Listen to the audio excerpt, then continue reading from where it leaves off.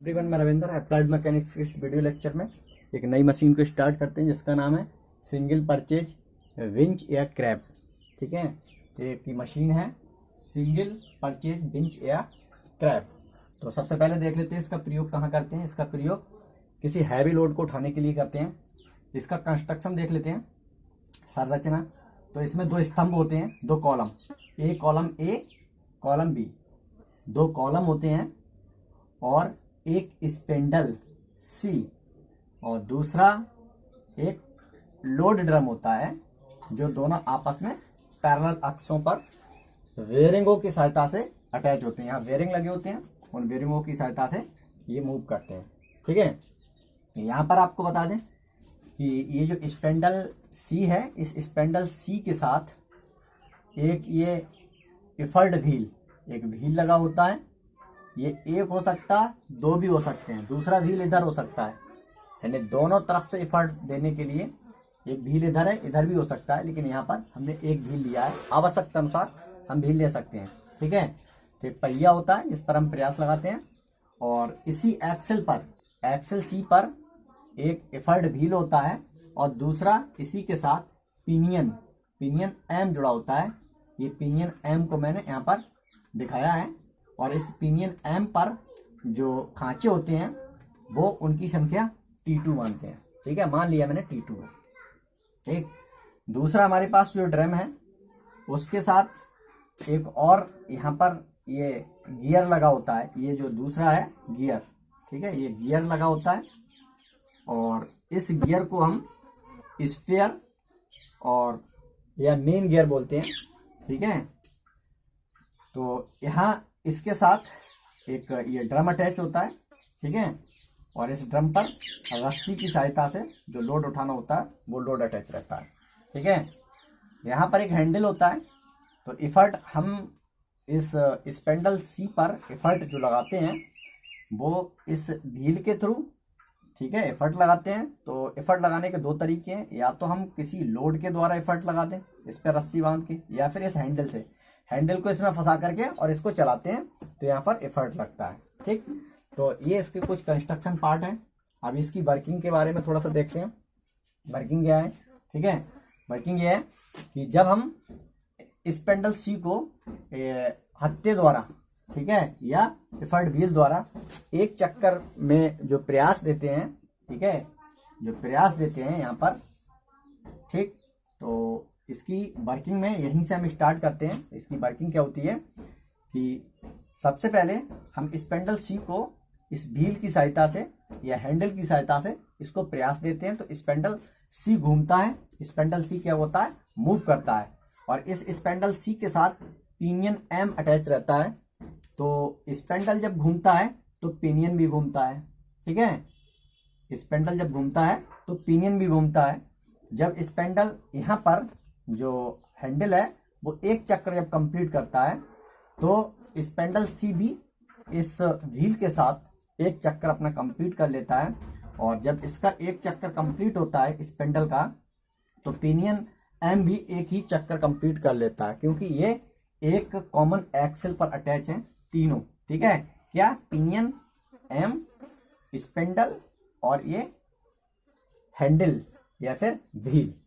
तो व्हील का जब एक चक्कर कंप्लीट करते हैं या हत्थे का एक चक्कर जब कंप्लीट होता है तो उसी के साथ साथ स्पेंडल भी एक चक्कर घूम जाता है और यहाँ पर पिनियन एम भी एक चक्कर ही घूम जाता है।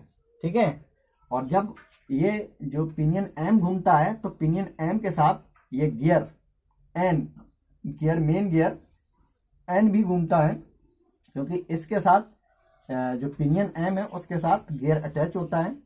तो जब ये घूमता है एम तो एन भी घूमता है। एन अब कितना घूमता है वो डिस्टेंस हम बाद में निकालेंगे। एन जब घूमता है, ये गियर एन घूमता है, तो गियर एन के साथ ये ड्रम अटैच होता है और जब एन घूमता है तो ये ड्रम घूम जाता है। और जब ड्रम घूमता है तो उस पर जो रस्सी लिपटी होती है, ठीक है, जो रस्सी से लोड लगा हुआ है वो रस्सी इस ड्रम के ऊपर लिपटने लगती है। इस तरह से यहाँ पर भार डब्लू ऊपर की ओर उठने लगता है। तो यहाँ पर हम आपको बता दें कि जब स्पेंडल सी पर प्रयास लगा करके जब प्रयास लगाते हैं तो प्रयास लगाने से स्पेंडल सी घूमता है उसी के साथ साथ पिनियन एम भी घूमता है, और एम के साथ एन गियर अटैच होने के कारण एन भी घूमता है, और एन से ड्रम डी अटैच होने के कारण ड्रम भी घूमता है, और ड्रम पर रस्सी लिपट जाती है और इस तरह से ये लोड ऊपर की ओर उठाता है। ठीक है, तो यहाँ पर एक चक्कर जब इसका कंप्लीट होता है, ठीक है, किसी प्रयास, जो प्रयास है व्हील के एक चक्कर कंप्लीट है, हत्ते के एक चक्कर जब कंप्लीट होता है, तो एक चक्कर में हत्ता अपनी जो परिधि है उसके बराबर डिस्टेंस तय करता है। यानी प्रयास कितनी डिस्टेंस तय करेगा, वो इसकी अगर लंबाई एल है हत्ते की, हत्ते से अगर हम प्रयास दे रहे हैं तो ये 2πl के बराबर डिस्टेंस तय करेगा। अगर ये एक चक्कर में जो डिस्टेंस तय करेगा, एक चक्कर अपनी कंप्लीट करेगा, तो स्पेंडल भी एक चक्कर ही कंप्लीट कर लेगा, पिनियन भी इसके साथ एक चक्कर कंप्लीट कर लेगा। लेकिन ये जो है T2 दांतों वाला गियर एन, वो एक चक्कर कंप्लीट नहीं कर पाता, क्योंकि यहाँ पर इसका डायमीटर ज्यादा होता है। इस पर टीथ की संख्या यहाँ पर क्या है, T1 है, और यहाँ पर टीथ की संख्या T2 है।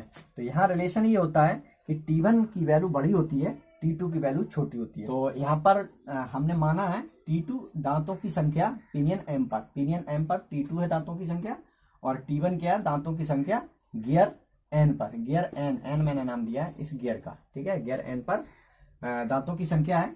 तो अब यहाँ पर प्रयास P द्वारा एक चक्कर में चलेगी दूरी कितनी होगी, प्रयास P अपनी परिधि के बराबर डिस्टेंस तय करेगा, सर्कुलर मोशन करेगा। तो L अगर इसकी लंबाई है तो L इसकी रेडियस हो जाएगी, या फिर मैं इसके डायमीटर को भी ले सकता हूँ यहाँ से, यानी d/2 भी ले सकता हूँ। ठीक है, तो यह मैंने हत्ते के लिए लिया है। ठीक है, हत्ते से प्रयास दे रहे हैं, एक चक्कर में प्रयास द्वारा चलेगी दूरी 2πl हो जाएगी।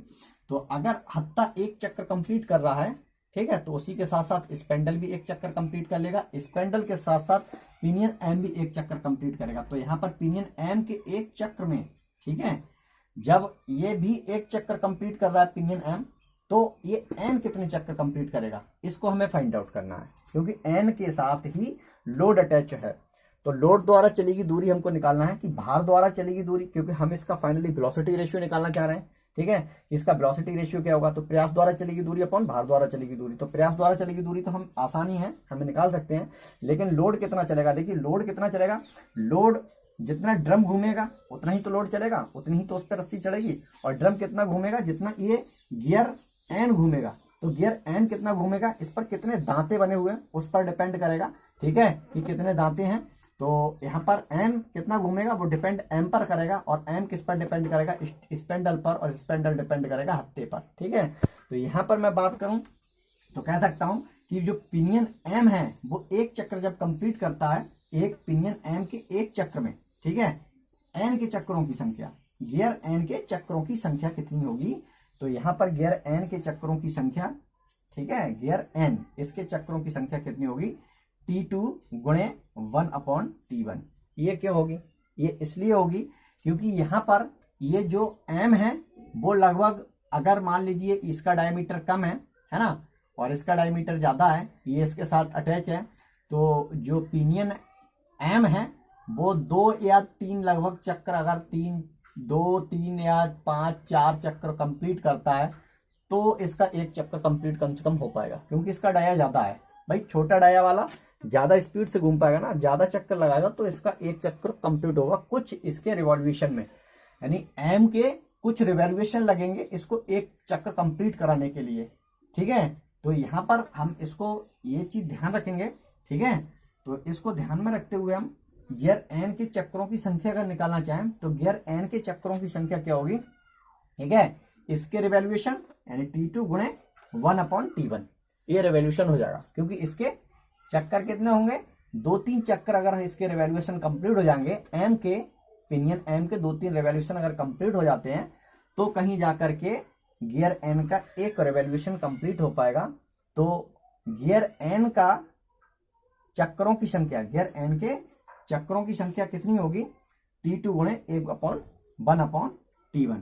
ठीक है, तो अगर ये हमने एन की रिवॉल्यूशन की संख्या निकाल ली, तो एन जितना रोटेट होगा उतना ही ड्रम रोटेट होगा, है ना, क्योंकि ये सेम एक्सेल पर है, जितना एन ये गियर एन रोटेट होगा उतना ही ड्रम रोटेट होगा, यानी एन के जितने रिवॉल्यूशन होंगे उतने ही इस ड्रम के रिवॉल्यूशन होंगे।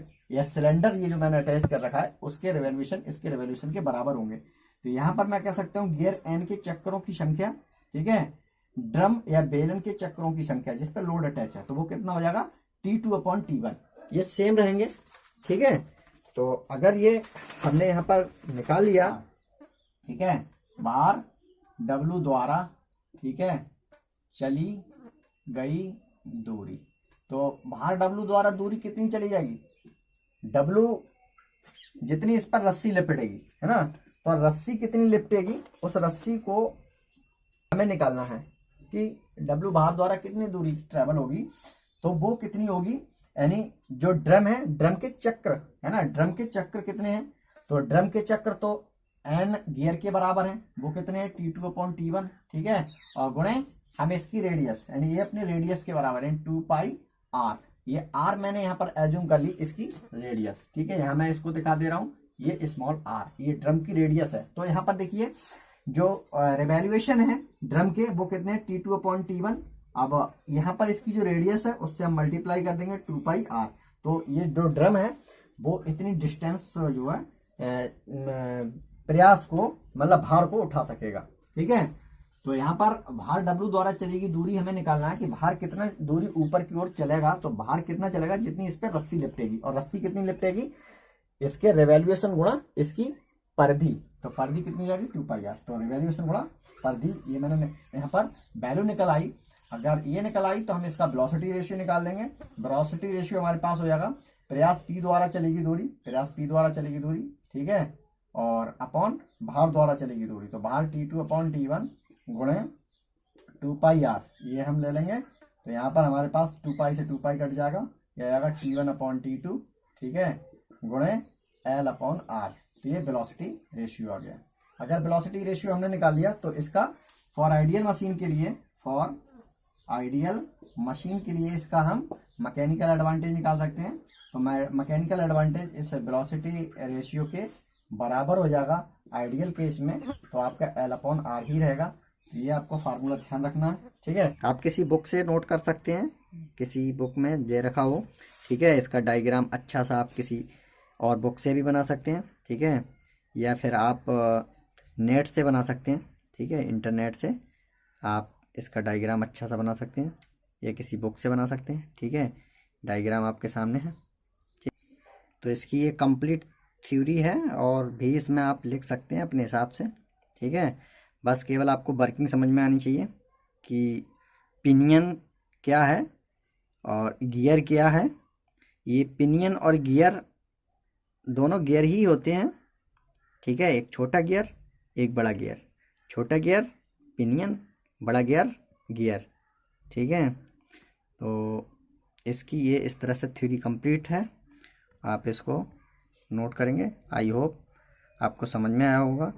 Thank you.